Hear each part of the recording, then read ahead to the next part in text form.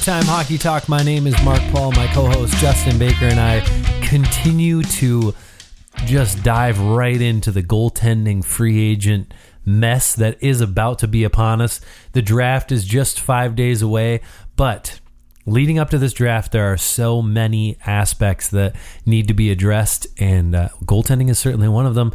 And we know that the draft has almost become the new trade deadline. Like, yeah, we see some good deals at the trade deadline here and there, but generally the draft is where some significant things happen because teams have so much more cap space to play with because they have that extra 10% bubble, and they're not worried about all the little extras that you're worried about during the regular season, the things that you're going to run into. So right now, pretty much it's fair to say that like anything could happen at this draft. It's going to be a weirder draft because the salary cap's staying the same.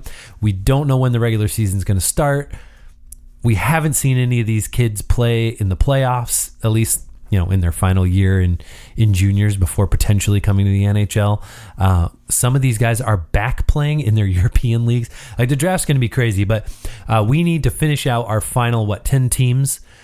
We've been going alphabetical order, so in the last 2 episodes, you can go back and listen to those for all the goalies through those teams and what they're going to do. And then we're going to start on the Flyers and finish out today.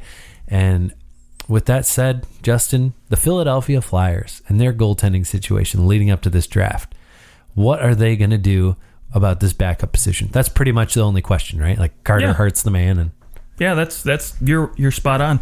Obviously, their mindset might be more on getting Carter Hart extended versus signing him a backup because, let's face it, there's going to be a plethora of goaltenders, and they don't have to rush into signing somebody because, let's face it, I think at the end of the day, after the first couple days of free agency, there'll still be plenty of goaltenders left. So I'm sure right now their priority is maybe trying to get an extension done with Hart before any sort of free agency rolls around. However, when it comes to other goaltenders besides him, obviously there's Brian Elliott, who is going to be UFA. I think personally he's going to re-sign there.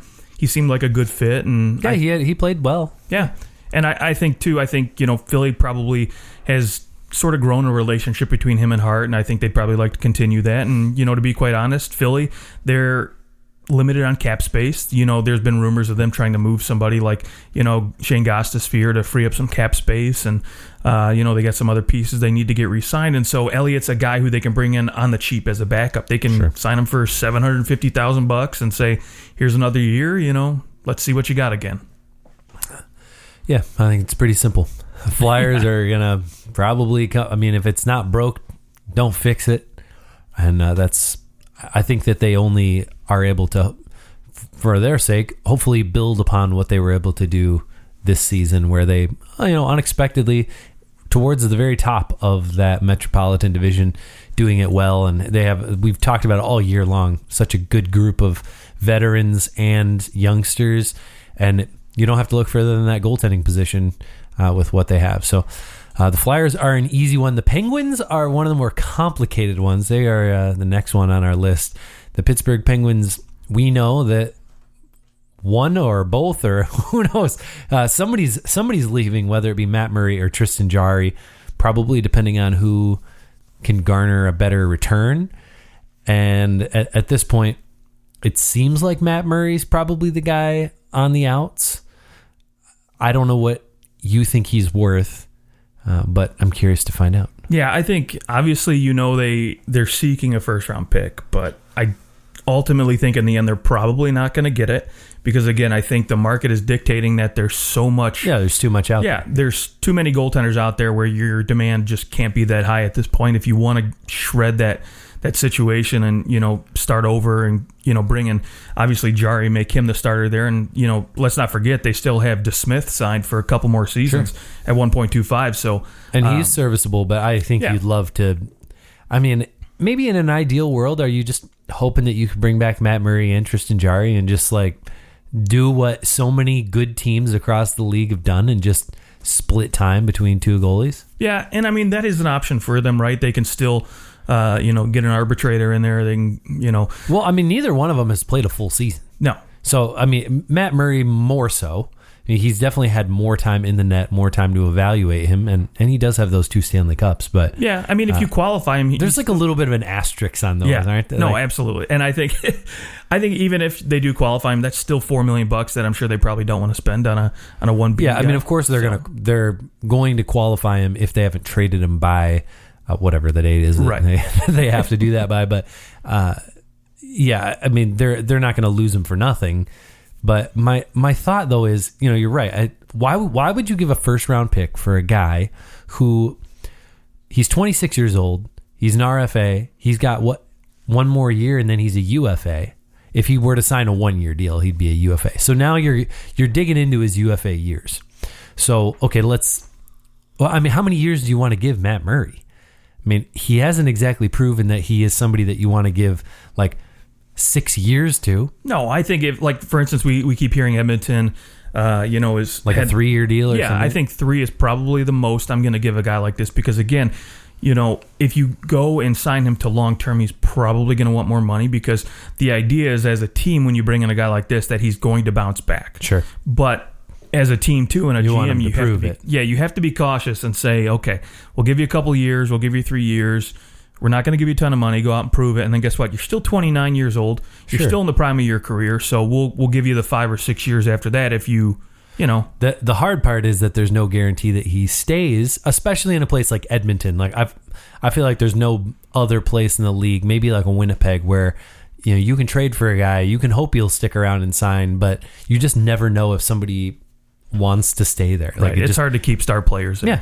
So then you're thinking, all right, do I want to trade a first round pick for, let's say, 2 to 3 years, 4 max for a goalie when there are so many other options available? Yeah, and that's the thing. I think teams are going to be hesitant for sure. And ultimately, who knows if he's even, is he going to come in and actually be an actual starter? Right. Somebody who can play and stay healthy and play 50 games. I mean, or at least, I think if you're trading for him, you're hoping he plays at least 45 for you, right? Yeah, I think that's the idea. You want a 1A, 1B situation. You're not looking for this guy to play 60 games. No, you don't need it. I mean, hardly anybody, almost nobody wants a goalie to play 60 games anymore. That's very true. So ultimately, I think he gets, I still think Chicago is the best fit for him. However, that's again, I don't really think that's probably going to happen. There's still some talks that they're going to bring back Crawford. Now I keep hearing some other names thrown around too, but I don't even want to get into that at this point because I just think that would be the best fit for a team like that that's still trying. Because when we talk about those 2-3 years of term that you're willing to give a guy like Matt Murray, I think that's really for Chicago like their best opportunity because that's really where their window is now because Taves and Kane are free agents after 3 years, and I think this team is probably going to disintegrate, and who knows where they're going to be. You're going to be rebuilding back. I mean, and it's not to say that Taves or Kane don't re-sign there, but they're definitely not. They're going to be in their late 30s at that point. It's not going to be the same. Our next team, I actually want to kind of bleed in from the Penguins because we haven't talked a lot about the San Jose Sharks trading for a goaltender or acquiring a goalie, but Martin Jones, perhaps the worst starter in the NHL last year and maybe even the year before, he's just not a good starter, and they're relying on him far too much. Aaron Dell showed him up. That's how poor he played. It's not to say that the team in front of him played really well, though, but I don't think that Martin Jones is worth that $5.75 million cap hit. Unfortunately, you're stuck with him for another 4 years, but does San Jose need to address this goaltending situation? Do they need to bring in someone like Matt Murray? Could they afford, obviously not a first-round pick, but can they afford maybe to, or do they need to go out and spend to bring in someone like Matt Murray or, whatever free agent, so many free agent goaltenders out there, but Matt Murray could be a guy who could come into San Jose and play well. Yeah, you know what?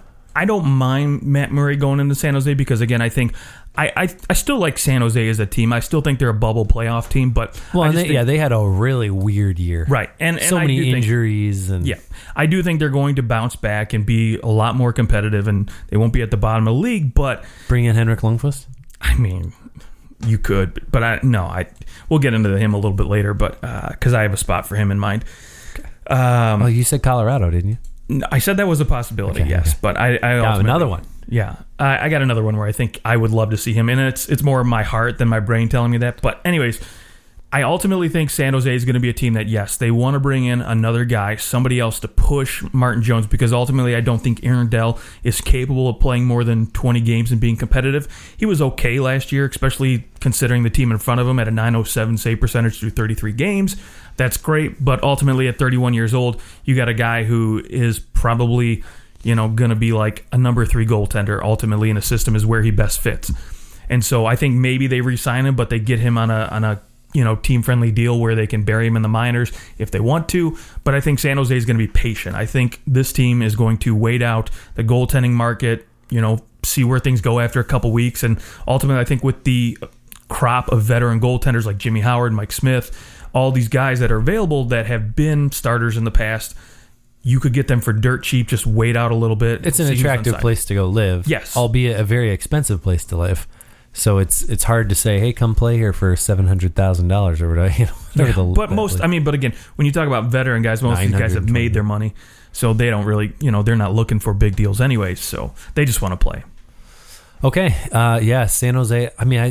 San Jose is such an odd. They were such an odd team this last year. Will Joe Thornton come back? That's a big question mark. They've, Kevin LeBlanc's probably the biggest re-signing that they need to make happen. He was an RFA. Yeah, and he's the guy that they kind of doing a 1-year deal because they were like, yeah, we're going to pay you out after you sign another 1-year deal because they didn't have the cap space to do it last year. And there's no way.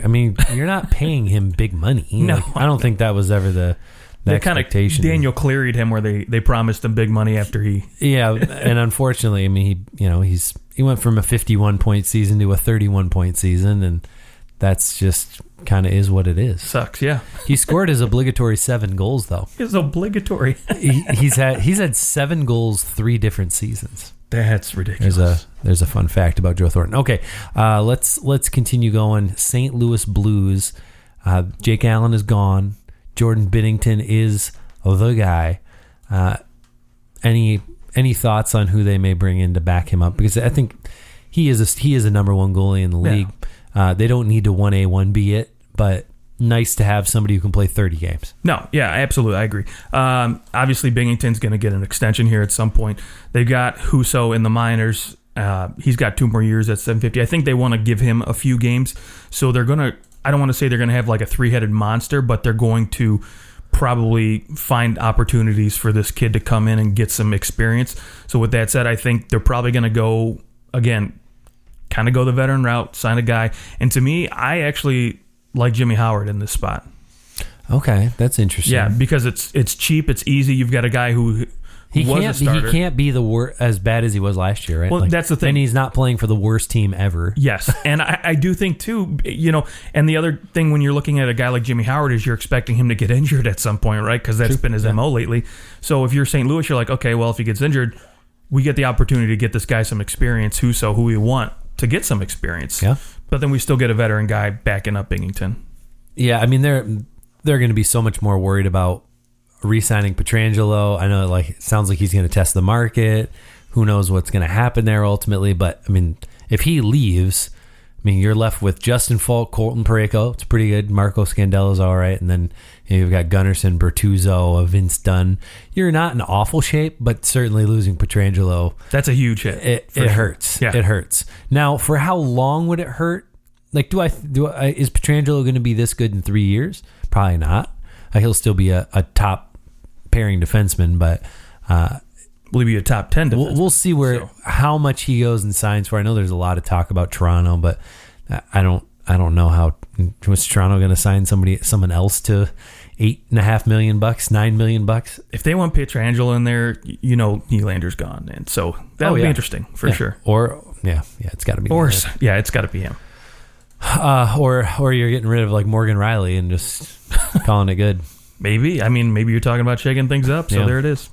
Who knows? Okay. The Tampa Bay Lightning just won the Stanley Cup.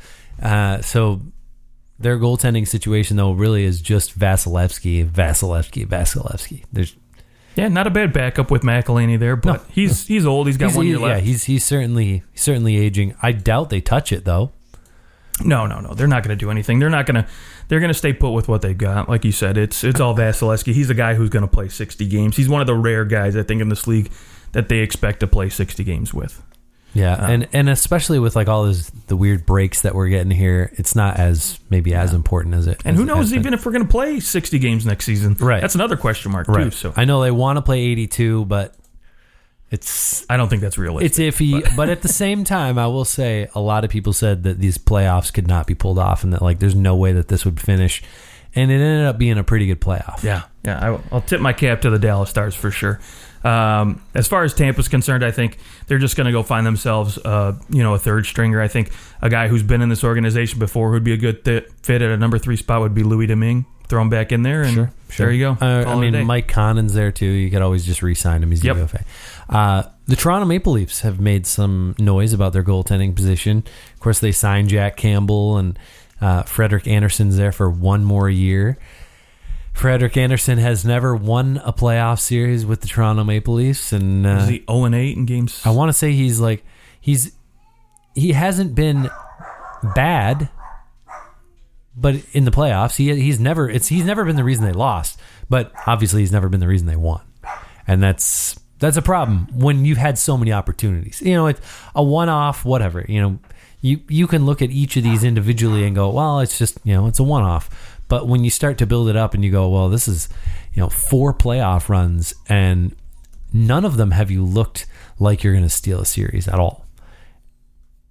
And that, I guess that's a problem. Yeah, that ultimately especially the way the team's built, mostly around the offense and needing that goaltending position to kind of be able to make up for some of the lack of experience on defense. Yeah, so let me ask you, being the Toronto Maple Leafs guy here, does Freddie Andersen stay with this team? I think it'll really depend on how everything else kind of shakes out in terms of the goaltending position. I mean, what are you hoping to get for Frederik Andersen compared to like Matt Murray? And that, to me, that's kind of all right.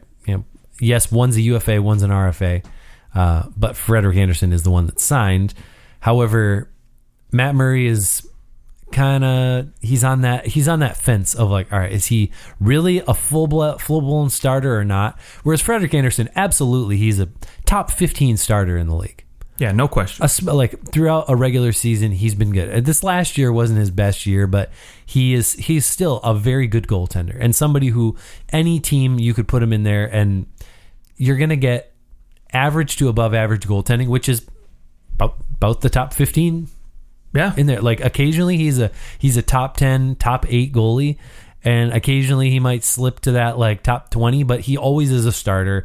He always is going to give you a good night, and it just kind of obviously depends on what's in front of you. But when it comes to Matt Murray, Frederik Andersen, if you can't ask for a first round pick for Matt Murray, how can you ask for a first round pick for Frederik Andersen? Yeah, this will be like it would be a pure one-off trading, or a pure rental for that pick, especially if it's someone like Edmonton. Yeah, Anderson's interesting to me because he's a guy that over the years has consistently faced more shots than any other goaltender, and so I'd be interested to see him in a team where they have a solidified defensive system in front of him, sure, and see how he plays. Some guys go into a better defensive system and they don't play as well. Right. Some guys like the shots. Yeah. Some guys just thrive on those shots. But yep. So and the other thing is too is I think if you want to make a change at the goaltending position, you have to do it before free agency hits, because I feel like all the big names that you're hoping to, if you're hoping to find somebody as good, if not maybe a little less of a quality goaltender than Freddie Andersen, you're going to have to do so early in free agency because they're going to get scooped up quick. So I think ultimately, Toronto does trade him. I think he gets moved somewhere. One team I mentioned in our last show was Minnesota. I think he'd be a great fit in there. I'd love to see him with that team. He does. He has a modified no trade. 10 teams he cannot be traded to. Yeah. So I doubt Minnesota would be in that list, but who knows? Yeah, who knows? Maybe he's one of those people that kind of hears the rumbling, the smoke before the fire, to see where he might be moved to, and then just puts them on their list, and kind of a dick move, like, screw you guys. I'm not. Well, I think usually they have to submit those at a particular time, like whenever the GM asks, by basically. this date. Yeah. Well, yeah. Sometimes though, it's like at the beginning of the regular season, they have to submit their lists. Okay. But yeah, that would be to me though. If I'm Toronto, I would love to see them because I think they could probably get 6 years at $5 million a pop for Braden Holtby. You have a Stanley Cup winning goaltender. Wow. Yeah. But if you want to shake things up, I think he's regular season wise. I don't think Holtby is as good as Freddie Anderson, but who knows? Maybe just going to a new place is going to reignite that spark that he took that team to the Stanley Cup. That would be it would be very interesting bringing in Braden Holtby into Toronto. That's an interesting thought. That would be a very Toronto. It wouldn't be a very Dubas thing, but it'd be a very Toronto thing. Like go out and get a guy after he's been really good. Yeah, or maybe they go ham and they just trade for James Reimer, bring him back and say go to town. Oh gosh.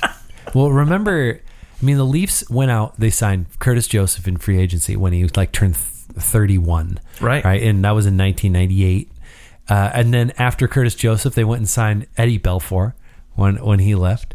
So they do have a history of bringing in some goalies with some experience who come in and play really well. Curtis Joseph and Ed Belfour were two of some of the best goalies in that era. And if you're Braden Holtby too, right? There's only a handful of teams that I think are ready to compete that are looking for starters, like bona fide number one starters, and where maybe Holtby doesn't want to go to a place where he's got to be like a 1A, 1B. Maybe he wants a place, and I think Jack Campbell is still very serviceable for 30 games.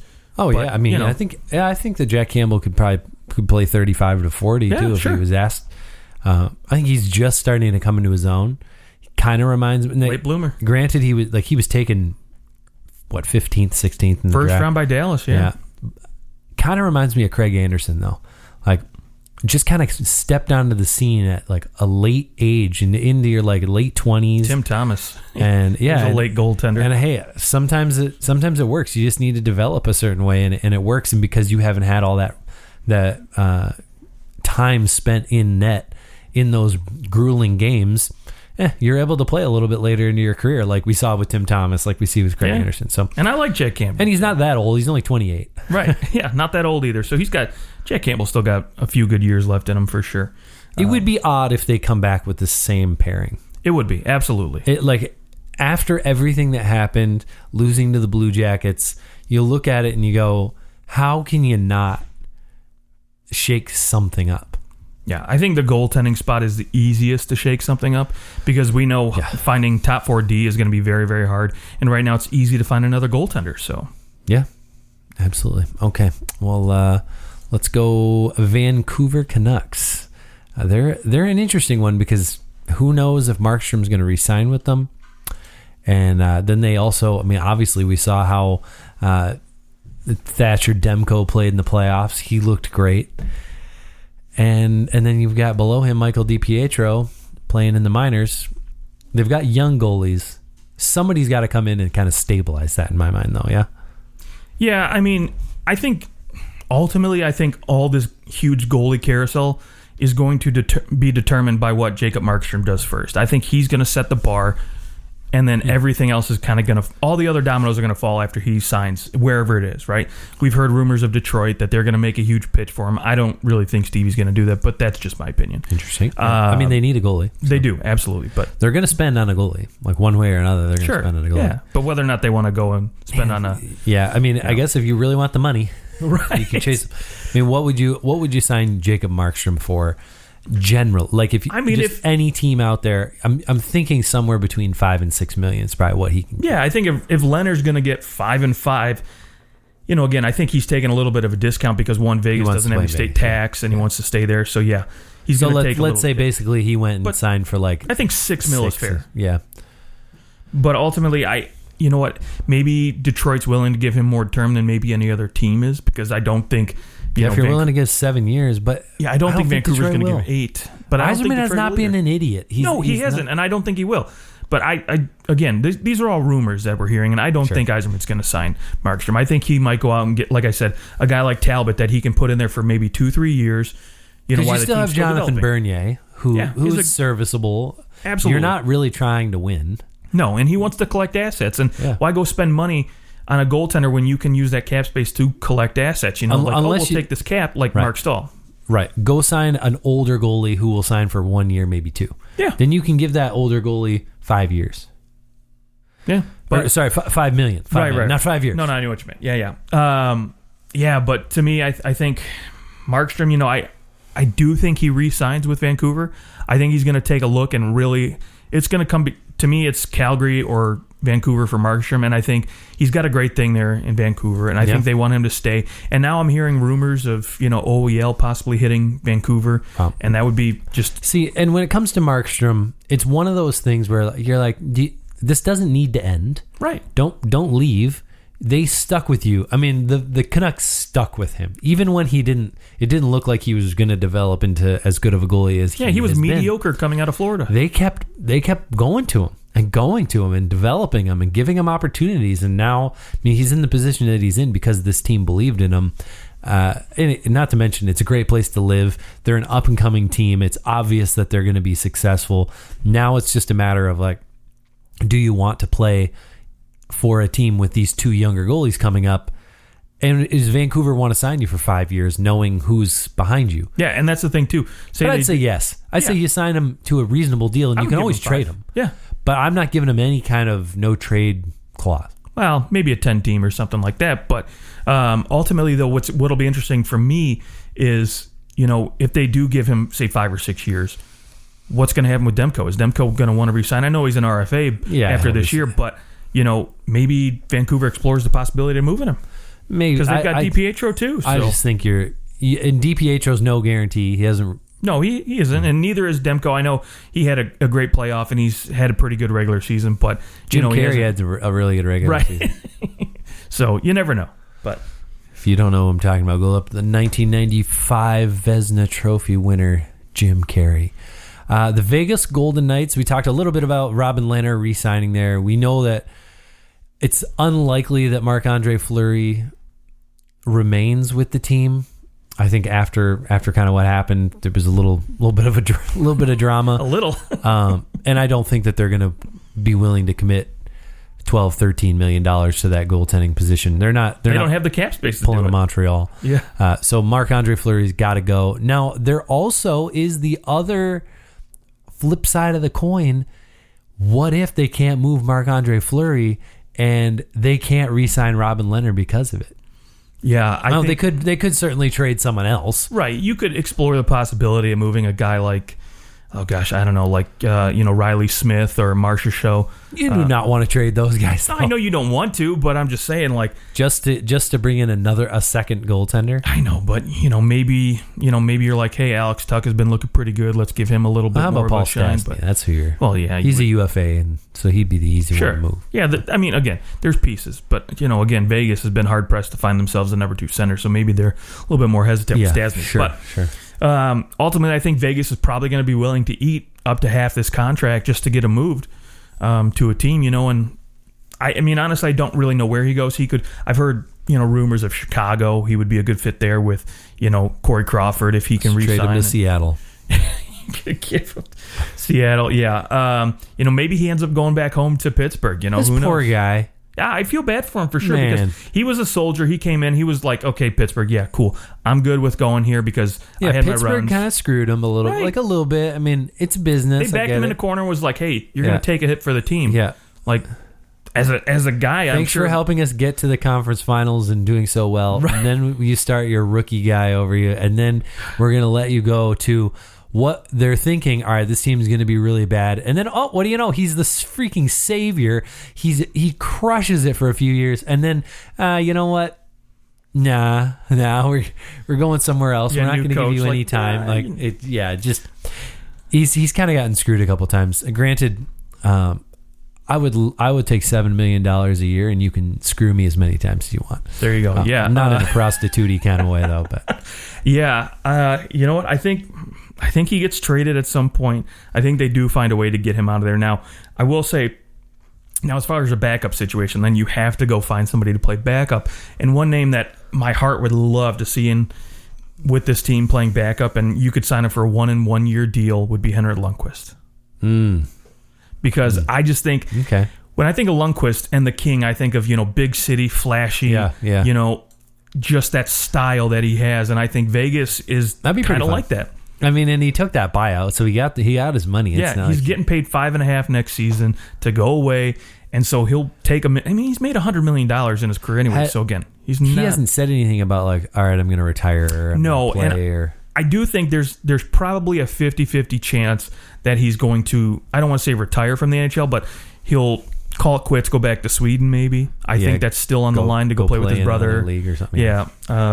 Ultimately, I think it's going to come down to what he wants to do if he feels that need to really still, pursue the cup. Because I think, a team like Colorado, Vegas, there's going to be a few teams that are going to be on a short list of teams he's willing to sign for if he does decide to stay. Yeah, he's one of those Dan Marinos. Yeah, like Dan Marinos. One of the maybe one of he might be. I mean, the best goaltender to not win a cup. There's probably very few that would be ahead of him on a list like that. You could point to maybe like a Curtis Joseph who has a ton of wins and happened to be on a lot of bad defensive teams, but was basically the guy. He was the defense and the goaltending in a lot of those teams. What goalies can you think of that have been as good as Lundqvist has and haven't won a cup? I mean, guys who have won Vezinas and not just, you're not talking. How many Vezinas does he have? 3? No, he's only got 1. Does he only have the 1? Well, yeah, he probably should have won more. His team sometimes wasn't as good, but okay. So Kevin Weeks put a little list up here in 2015, the best goalies to never win a cup. Right? Okay. He's got Cujo up there. He's got probably my favorite goalie to never win a cup, and that's Roberto Luongo. That's a fair goaltender, but Roberto Luongo, I don't think that he. Granted, he had seasons where he was better than Lundqvist, but I don't know if over the course of his career you'd say Luongo was better than Lundqvist. I don't know. Luongo played for some dirty Canucks teams and couldn't win the cup. Yeah, but Lundqvist he also played with some really bad Florida teams. He did play for some, yes, fantastic. So Lundqvist played for. He never really was on a Rangers team where you were like, this team is going to win a cup. No, I will say when they went to the conference when they went to the cup, it was because of him. In the cup, yeah, it was all him. Absolutely. Other guys on this list, right? Ryan Miller. There's a guy. Which again, Ryan Miller, he was very good.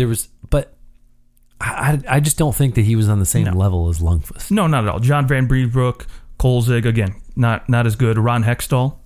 Yeah. Like he could be up there. Yeah. Kiprusoff. There's another guy. And then, of course, that's and when it comes to someone like Kiprusoff, really, really good for 4 or 5 years, right? And that was it. I think Lundqvist, for my money, you can hit us on Twitter at OT Hockey Talk. Is there a better goaltender than Henrik Lundqvist who hasn't won the cup? Let us know what you think. Let's move on to the Washington Capitals. We've got 2 teams left. The Washington Capitals are moving on from Braden Holtby, and it will be Phoenix Copley and Ilya Samsonov taking that net together. Most likely Ilya Samsonov will be that, I guess, the premier starter there. Maybe they share the net. Maybe they bring somebody else in. What are the Washington Capitals going to do here? Yeah, Samsonov's the guy. He's getting an extension, right? He's going to be their number one. I hate that he says his name different, Samsonov. I can't look at that. I can't look at that name and not think Samsonov. It's understandable. Like Sergei Samsonov was he played for the Bruins and the Hurricanes, a little like 5'6" guy. That's right. Yeah. That's all I can think of. Copley, he's got 2 years at 1.1. I think they would like him to be the backup, but I don't think they want him ultimately to be the backup. They would like their backup to only make $1.1 million. Right. Yeah. I mean, he was in 27 games, a .905 save percentage. He wasn't awful. I think they need somebody else in there. They need a guy who can be a 1B because Samsonov, he was streaky to me. He's only 23. Right, yeah. So I want a veteran guy. You can help develop this young kid. And when I think about that, I think of Russians. I think a lot of teams, you notice that Russians, they always like to go on teams and groups. I think Anton Khudobin would be the guy here for me. Wow. If Anton Khudobin goes to the Washington Capitals, he's going there as the starter. After what he did in the playoffs, Well, he is going to... I don't know if you want him to be this... I don't think he'll sign anywhere and be a starter. You don't think there's a team out there who's going to go, you know what, we'll go 3 years on you or 2 years on you and give you starter money. But at 34 years old... That's 2 years. Maybe. 2 years, 2 years, $5 million for Qdoban. Maybe. But again, I think he would be a great fit because, again, there's that rush connection with the rush Kuzi, connection I like. Ovi, you know, Samsonov. That would be a great mentoring spot for a guy like that. But again, yeah, I do agree. I think, you know, when he goes in there, he's going to expect to at least play 40 games half the season. Yeah. So he's not going to go backwards from the situation that he's in right now. No. But I mean, he was a 30, 40 game guy anyway. And I could see him being there. I could see him re-signing in Dallas too. But yeah, absolutely could. Especially after going to the Stanley Cup Finals and 2 games from winning the cup. Dallas has got a lot of problems though, signing some younger guys. But yes, we'll see how that. They've got a little bit more on their plate, and that's where a guy like Qdoban will probably get snatched up too quickly to where the Stars won't be able to do anything. But also, you look at the Stars system and you go, yes, Qdoban had a pretty good last year in Boston when he was backing up Tuukka Rask, and Tuukka Rask got hurt, and he played pretty well, and that's why Dallas was willing to bring him in. But ultimately, Dallas kind of created Qdoban, at least the Qdoban at the high level that we saw. Like their defensive system, I mean, as far as these playoffs went, they were probably the best defensive team out there. And the way that they played top to bottom throughout their lineup, they play such a good team defense. That is going to pad your goaltender's stats immensely. Now, does he go to somewhere like Washington where they play a much looser system and be able to succeed the same way? That would be my question. Now, and with Peter Laviolette coming in, Peter Laviolette has relied upon good goaltenders. So I don't think you're wrong that they're going to want to bring somebody in. That's not a bad choice. Last, but certainly not least, the Winnipeg Jets.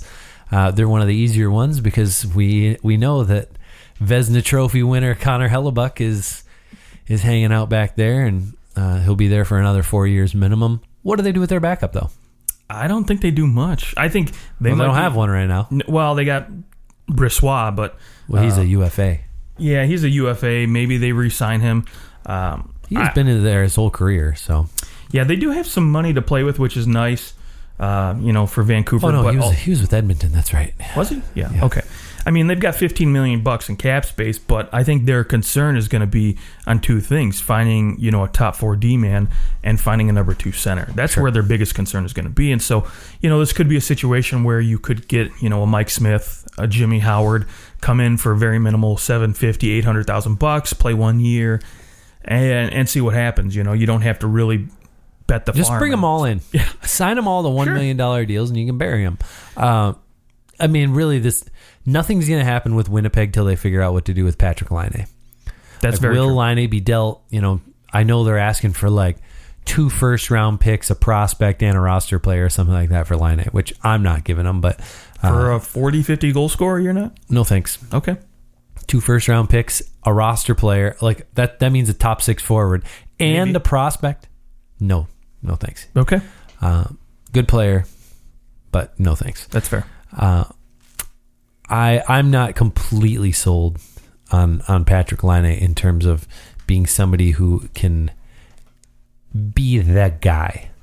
No, I don't think so either. But. And so I'm not trading my whole farm for a guy who is a very good player. He is a point per game player, but I mean, he just hasn't gone to the level that I would hope that he would go. I mean, yeah, he had 44 goals. It was 2 years ago. Yeah, but I mean, he would have had 30 goals again this last year. You have to think about it. The year he had 40-some goals, he had nobody playing center for him. This year, he was bouncing between the first and second line. Ultimately, I think most of the season he played on the second line with no centerman. And he's better defensively now, so I think he's a better hockey player now.